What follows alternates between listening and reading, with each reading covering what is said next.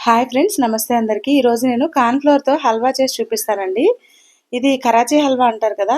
Sweet shop స్టైల్‌లోనే ఉంటుందండి. Same as it is అలానే ఎలా చెప్పానో అలా కొలతలతో మీరు చేసుకుంటే పర్ఫెక్ట్‌గా వస్తుందనమాట. దీనికోసం 1 కప్పు కార్న్‌ఫ్లోర్ తీసుకొని 2 కప్పులు వాటర్ వేసుకోండి. నేను చెప్పేయన్నీ ఒకే కప్పుతో మెజర్‌మెంట్స్ ఉంటాయి. సేమ్ అలానే తీసుకోండి. పర్ఫెక్ట్‌గా వస్తుంది మీకు.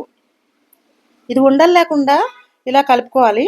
కలుపుకొని పెట్టుకున్న తర్వాత దీంట్లోకి ఇప్పుడు మనం పంచదార వేసుకోవాలండి.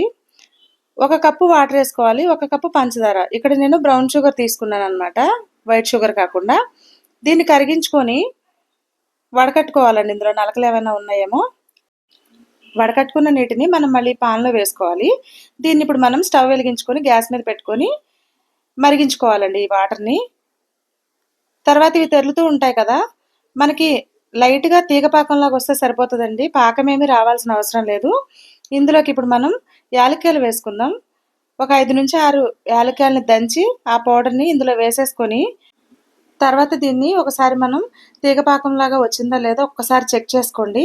చెక్ చేసుకున్న తర్వాత దీంట్లోకి ముందుగా కలిపి పెట్టుకున్న కార్న్‌ఫ్లోర్ వాటర్ ఉన్నాయి కదా, ఆ వాటర్ని ఈ షుగర్ సిరప్లో వేసేసుకోవాలి. ఇది వేసిన వెంటనే ఇంకా కలిపేయాలండి. ఎక్కువసేపు ఉంచకూడదనమాట, ఉండలు కడుతుంది. మనం ఇలా కలుపుతూనే ఉండగానే మనకి హల్వా అనేది రెడీ అయిపోతుంది. చూస్తున్నారు కదా, ఇలా అనమాట. మీరు ఒకసారి ట్రై చేయండి, పర్ఫెక్ట్గానే కుదురుతుంది. ఇప్పుడు మనం ఇందులోకి డ్రై ఫ్రూట్స్ ఏవైనా వేసుకోవచ్చు. నేను ఇప్పుడు ఇందులోకి సన్ఫ్లవర్ సీడ్స్, జీడిపప్పు ఇలా కట్ చేసి వేసుకుంటున్నాను. మీకు నచ్చిన డ్రై ఫ్రూట్స్ వేసుకోవచ్చండి ఇందులోకి. పిల్లలు ఇష్టంగా ఏవి తింటారో అవి వేసుకోండి. ఇప్పుడు దీన్ని మనం ఒకసారి కలుపుకొని ఇందులోకి మనం ఇప్పుడు నెయ్యి వేసుకోవాలన్నమాట. నెయ్యి వేసుకోగానే ఏంటంటే ఇది పాన్ నుండి సపరేట్ అయిపోతుంది హల్వా అనేది. చూసారా, ఇలా విడిగా ముద్దలాగా తయారైపోతుందండి. ఇంక ఇప్పుడు ఇందులోకి ఇలా డైరెక్ట్గా చేసుకోవచ్చు. లేదు అంటే కనుక ఇష్టం ఉన్న వాళ్ళు కొంచెం ఫుడ్ కలర్ వేసుకోండి. నేను ఆప్షనల్గా వేస్తున్నాను ఫుడ్ కలర్ అనేది. మీకు నచ్చితే వేసుకోవచ్చు, లేదంటే అది స్కిప్ చేయండి. ఇంకంతేనండి.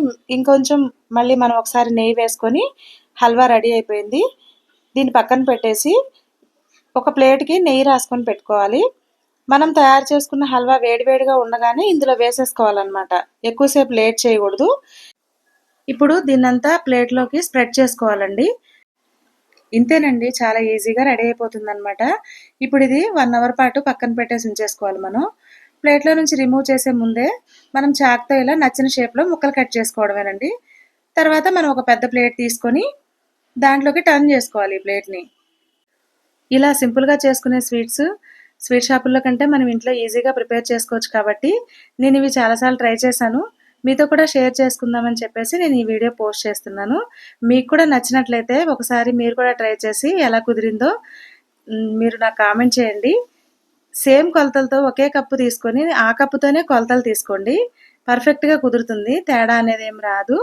ఈ వీడియో కనుక మీకు నచ్చినట్లయితే ప్లీజ్ లైక్ చేయండి, షేర్ చేయండి, సబ్స్క్రైబ్ చేసుకోండి నా ఛానల్ని. ఈ హల్వా చేసి మీ పిల్లలకు పెట్టండి. నచ్చిందంటే కనుక నాకు కామెంట్ చేయండి. Thank you all.